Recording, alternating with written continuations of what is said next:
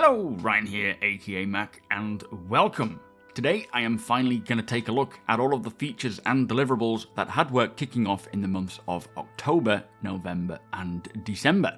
As always, a huge thank you to all of my patrons and channel members. Thank you so much for the support, and if you do appreciate my videos, please do consider subscribing and helping the channel to grow. So each month I like to put together a video that takes a look at all of the work kicking off each month and also finishing each month, just to keep us all more informed as to what work is going on in the background. Now, before I get to it, just because a feature on the progress tracker has work beginning or completing in a particular month does not necessarily mean that it will be released that quarter, the next quarter, or even in that year, as there could still be more work required from other teams, for example the downstream teams like audio, visual effects and so on. Or even priorities can shift and it can get pushed back until it's needed. It is, however, a good guide to see what could potentially come to the persistent universe when, but at the very least, it shows us what work is being scheduled at what time in the year. But with that said, let us take a look at all of the work that began in October, November and December according to the progress tracker, and I have combined all these into one video as there was only 5 features. First up, we have Distortion Propagation, which says it is further work on this damage type to allow correct propagation into systems. And this makes the location of impact much more important, as powered items closer to the impact will begin to suffer more severely. Now this will fulfill the original vision that they had for the distortion weapon and those that are planned for the future.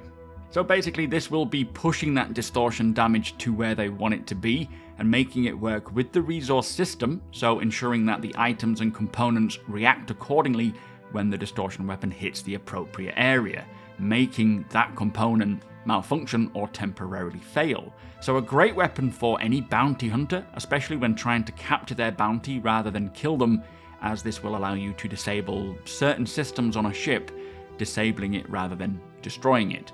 Now, distortion weapons will also make a great team weapon, having some members of your crew maybe using distortion weapons to disable certain shield faces, allowing others to deal physical damage.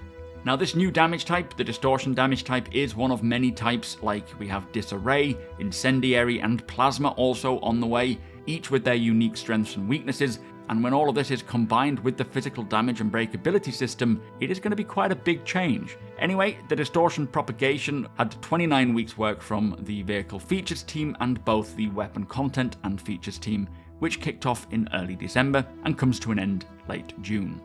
Now this next one is the next step in the salvaging mechanic and takes the Reclaimer to that next level. The feature is called Salvaging Vehicle Munching. Now this, as you can imagine, is implementing the ability to transform large chunks of metal salvaged from ships into refinable material, and will use the grinding systems on board salvaging ships like the Vulture and Reclaimer. So this is when we will be able to use the Reclaimer's claw to cut up pieces of a ship and then tracked them into the salvaging hold to be chewed up by the grinder. And for the Vulture, we will likely be using the cutting lasers and tractor beams for a similar process, but on a much smaller scale. So alongside hull scraping, gathering that RMC, which will eventually expand to many more material types, not just one, and once you're done scraping, we can then begin crunching up that ship, chewing up the body until there is nothing left. Now this has 37 weeks work that kicked off early in October and will come to completion mid to late March. Now kicking off in early November and another in mid-November are 2 new vehicles, one of which is only with the vehicle concept art team and the other is with the EU vehicle content team. Now I don't think we know what these are, as all of the more recent ships and vehicle reveals are already on the progress tracker, so these must be 2 new vehicles yet to be seen. Interestingly, one is only concept, so likely a concept sale, while the other one seems to be in active development. Now, the one that is in active development has 14 weeks work, finishing late February, and the concept vehicle has 28 weeks work, completing around mid-May. So it does sound like the straight-to-flyable, drivable vehicle could potentially be a Q1 release, and the concept sale certainly sounds like it could be for the upcoming Invictus Week, happening in May.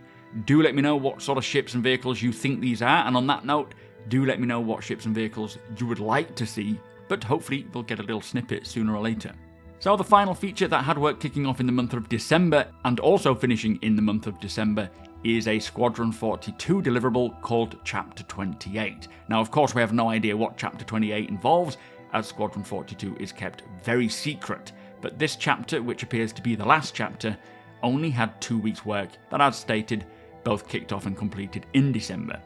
So there you go, that is all of the work that began in the months of October, November and December of last year, according to the progress tracker. Not a lot, but CIG did say that they will release a new roadmap update on February 8th, which will include an extension of the upstream and downstream teams' schedules further into 2023, so not likely the full year, but much into it, plus the addition of features that are coming to the 319 column. So once that comes along, I will be sure to break it all down so we can see what is planned for this next year. Bit of a wait to go yet for that one, but with that said, if you do enjoy my videos, please do consider subscribing. Also, come and hang out over at twitch.tv/supermacbrother. We are having an absolute blast in 318. It's not without its problems, but it's still definitely a huge step up in terms of what we're getting in the PU. Hit the thumbs up if you don't mind, it does the channel a big favour, and tick that notification bell if you'd like to be notified when my videos go live. Again, a huge thank you to my patrons and channel members. Thank you for watching, and I'll see you in the next one.